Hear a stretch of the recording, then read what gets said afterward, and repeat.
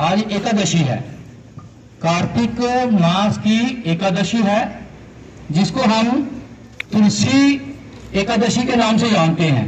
तो आज मैं आपको बताता हूं कि तुलसी का पौधा कैसे पैदा हुआ और इसका आयुर्वेदिक महत्व क्या है। तुलसी एक कन्या थी, लड़की थी एक, लेकिन उसका जन्म जो था वो राक्षकुल में हुआ था, राक्षकुल में हुआ था। लेकिन वो विष्णु भगवान की परम भक्त थी, विष्णु भगवान की बड़ी भक्ति करती थी। तो क्या हुआ, उसका विवाह जो था वो किसी राक्षस से होना था। उसका विवाह हुआ एक बहुत बड़े राक्षस से जिसका नाम था जलंधर। तुलसी का नाम वृंदा था। तुलसी का नाम क्या था? वृंदा था, तुलसी नहीं था। उस लड़की का नाम वृंदा था। उसका विवाह जलंधर राक्षस हुआ। जब भी वो लड़ाई पे जाता था, तुलसी पूजा पे बैठ जाती थी, उसको कोई हरा नहीं सकता था। तो एक बार देवताओं से उसका युद्ध हुआ, तो तुलसी ने कहा, वृंदा ने कहा कि मैं पूजा पे बैठती हूँ, आप युद्ध को जाओ, कोई भी दुनिया में आपको हरा नहीं सकेगा। तो ऐसा हुआ, जो जलंधर राक्षस था वो देवताओं को मारने लगा। फिर सभी देवता मिलके विष्णु भगवान जी के पास गए। उन्होंने कहा कि भगवान, अगर आप ही हैं, कुछ कर सकते हैं, हमें बता सकते हैं। उसने कहा ऐसा नहीं हो सकता, वृंदा मेरी परम भक्त है, मैं उसके साथ धोखा नहीं कर सकता। लेकिन राक्षसों के देवताओं के बड़ा मजबूर करने पर विष्णु भगवान को मानना पड़ा। विष्णु भगवान वृंदा के घर जाते हैं, देखते हैं, लेकिन वो विष्णु भगवान का रूप लेके नहीं, वो जलंधर का रूप लेके जाते हैं।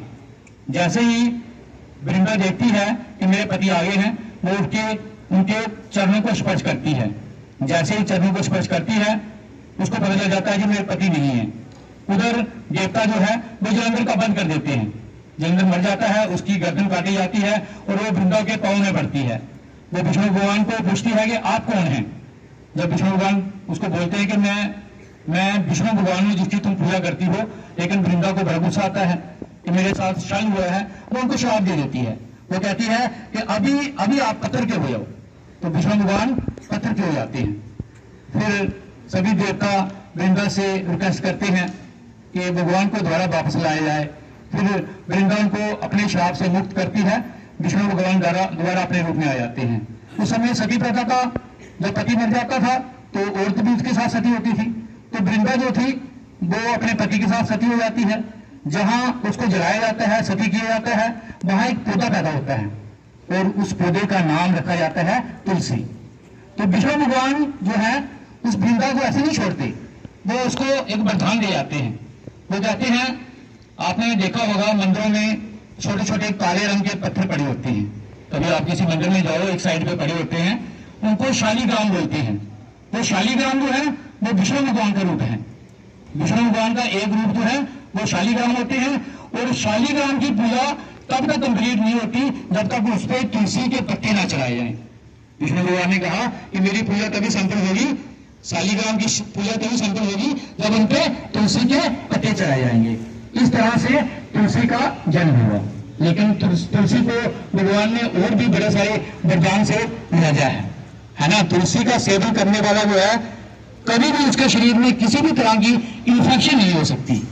लेकिन आपको बताएं कि कार्तिक मास में हम इसकी पूजा करते हैं। पूजा करने का अर्थ यह है कि इसके बाद हमें तुलसी का सेवन शुरू करना है। तुलसी का सेवन शुरू करना है, क्योंकि तुलसी गर्म नेचर की होती है। अगर सर्दियों में आप तुलसी का सेवन करते हो तो शरीर में कोई रोग नहीं रहता।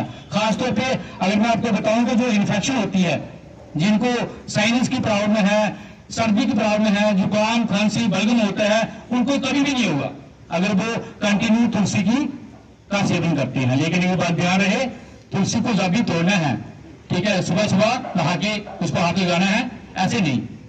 तुलसी को कभी भी दांतों से नहीं चबाया जाता, क्योंकि इसमें केमिकल होता है जो हमारे दांतों के एनामल को खराब करता है।